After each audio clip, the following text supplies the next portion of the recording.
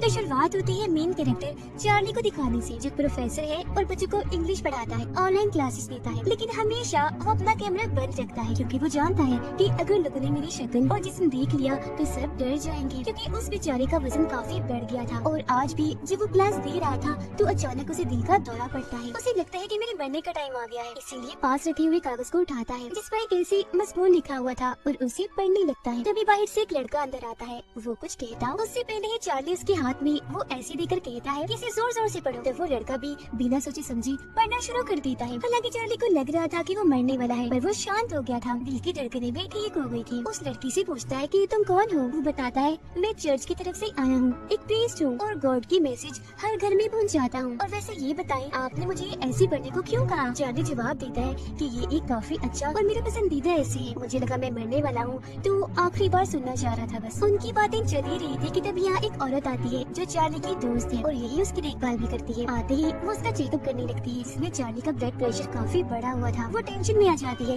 ये सोचकर कि अगर जल्दी से हॉस्पिटल ना ले जाया गया तो ऐसे ही बहुत जल्द मर जाएगा। वो चार्ली को समझाने लगती है कि प्लीज चले जाओ हॉस्पिटल, जिसके लिए वो मना कर देता है कि नहीं मैं नहीं जाना चाहता हॉस्पिटल और वैसे भी मेरे पास इतने पैसे नहीं है। तभी उसकी नजर प्रीस्ट पर जाती है। वो पूछती है कि तुम कौन हो। वो अपने बारे में बताता है, साथ ही वो अपने चर्च का नाम भी बताता है। जो सुन वो चर्च आती है, कहती है कि मुझे उस चर्च से नफरत है क्योंकि उस चर्च के लोग ये झूठे दावे करते हैं कि हम लोगों की जान बचाएंगे, उनकी मदद करेंगे। और अब की बार भी वो यही ड्रामा कर रहे हैं कि हम चार्ली की जान बचाएंगे। प्रीस्ट कहता है ऐसा कुछ नहीं है जैसा आप सोच रही है, हम सच में चार्ली की जान बचाना चाहते हैं। गॉड का मैसेज उस तक पहुँचाना चाहते हैं ताकि उसे भी समझ लग जाए कि गॉड क्या कहना चाहते हैं और फिर उस हिसाब से वो अपनी जिंदगी गुजारे। वो कहती है कि बेहतर होगा तुम यहाँ से चले जाओ क्योंकि ना मुझे और ना ही चार्ली को इन बातों पर यकीन है। चर्च से तो हम दोनों सब नफरत करते हैं क्योंकि वहाँ से चार्ली को बस दुख ही मिले हैं। दरअसल चार्ली का सबसे खास दोस्त वही रहा करता था। वो और चार्ली एक दूसरे को प्यार करती थी, लेकिन जब एक दिन उसकी दोस्त की मौत हुई तो चार्ली ने टेंशन लेकर अपनी ऐसी हालत कर ली, उसे खतरनाक बीमारी हो गई। इस तरह चर्च से उसे इतना बड़ा दुख मिला। अब ये बातें सुनकर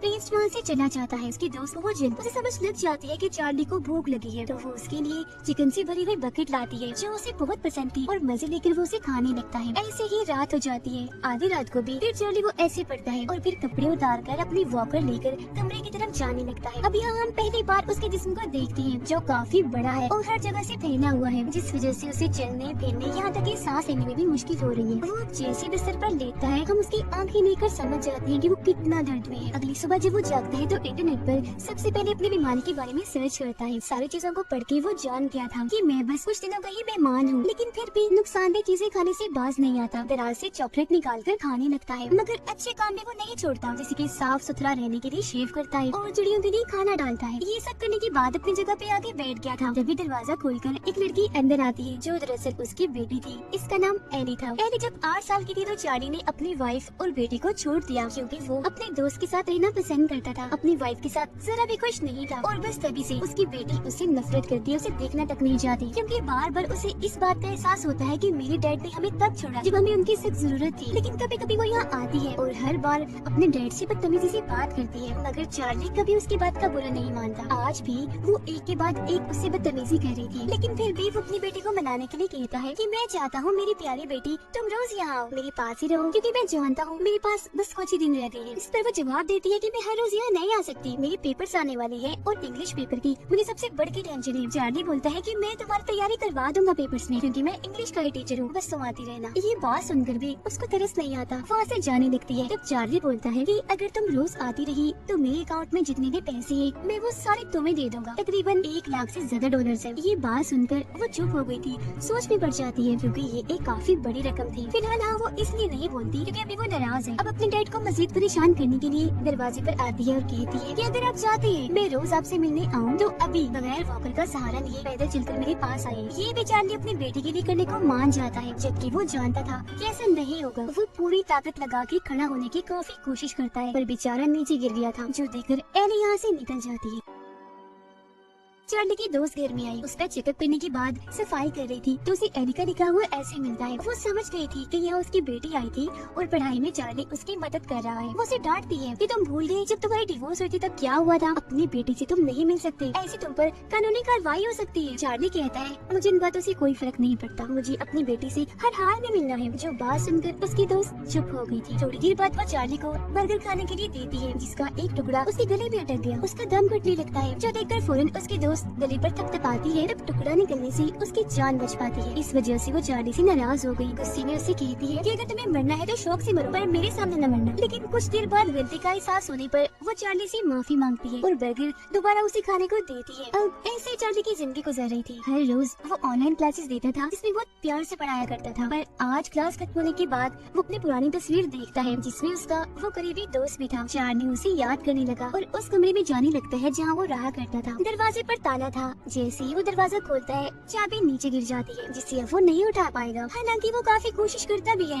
लेकिन चाबी नहीं उठा पाता तो हार मान के वापस आ जाता है। अब वादे के मुताबिक आज भी एली उससे मिलने आती है। तब बहाने से चार्ली उसे बात करता है। काफी खुश नजर आ रहा था। वो उसे साथ साथ बता भी रहा था कि तुमने ऐसे में कौन कौन सी गलतियाँ की है। जिस दौरान वो ये भी पूछ लेता है कि अपनी मोम को सुनाओ ठीक है वो। जो सुनकर एली चिढ़ गई। पूछती है कि आखिर आप इस बारे में क्यों पूछ रहे हैं। तभी एहसास हुआ इस बात का कि हमें आपने अकेला कर दिया था और कभी मुड़कर हमारी तरफ देखा तक नहीं। आप एक नंबर के मतलबी खुद गर्ज इंसान है। अपने दोस्त की खातिर हमारे साथ ये सलूक किया। अब मुझे इस बात से कोई फर्क नहीं पड़ता कि आप क्या महसूस करते हैं। आपको अपनी गलती का एहसास है क्योंकि आपकी ऐसी हालत आपके दोस्त की वजह से हुई है न कि हमारी वजह से। तो मुझे आप पर जरा भी तरस नहीं आता। इतना कुछ सुन के भी चार्ली उसकी बातों को नजरअंदाज कर देता है और बस इतना कहता है कि तुम मेरे लिए एक ऐसी लिख दो कि ज्यादा नहीं कुछ लाइन सब तक मैं अंदर जा रहा हूँ। इतना कहते ही वो वॉशरूम में चला जाता है और फूट फूट के रोने लग गया था क्योंकि आज उसे आंसू कंट्रोल नहीं हो रही थी। ये चीज एली ने भी महसूस कर ली थी पर उसे कोई फर्क नहीं पड़ता। तभी दरवाजे पर दस्तक होती है। रेस्ट आया था और जब एली को ये बात पता चली कि वो चर्च से आया है तो वो उसे कहती है कि मैं कल दोबारा आऊंगी, तुम भी आना, मैंने तुमसे बात करनी है। इतना कह के वो वहाँ से चली जाती है। अब प्रीस्ट चार्ली को कहता है कि मैं तुम्हारी मदद करना चाहता हूँ। वो उसे अच्छी बुरी बातें बताने लगता है। इस पर चार्ली का जवाब ये था कि मुझे तुम्हारी इन बातों में कोई दिलचस्पी नहीं है। अगर तुम सच में मेरी मदद करना चाहती हो तो मेरे साथ आओ। वो उसी कमरे के पास आता है। नीचे गिरी हुई चाबी उठवाकर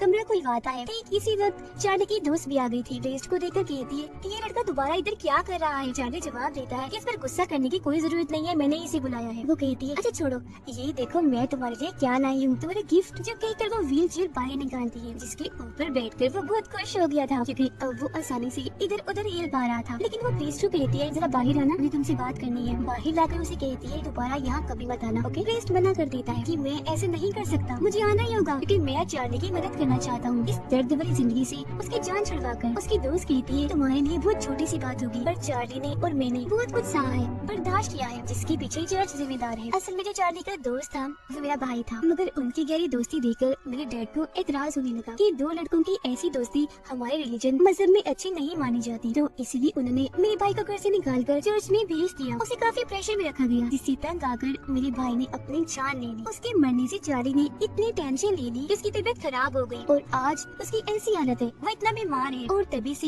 हम सभी सदमे से दुखों से गुजर रहे हैं। यही वजह है कि हम हर चीज से नफरत करते हैं, तुम्हें, तुम्हारी रिलीजन को, तुम्हारी चर्च को, किसी को भी पसंद नहीं करते। आगे वो कुछ बोलती यहाँ चार्ली भी आ जाता है। प्रीस्ट को कहता है उठो शाबाश जाओ तुम यहाँ से। जो बात मानकर वो चला जाता है। थोड़ी देर बाद उसकी दोस्त भी उनके जाते ही चार्ली उस कमरे में जाने की कोशिश करता है। हालांकि रास्ता छोटा था पर फिर भी वो जैसे तैसे चला ही जाता है।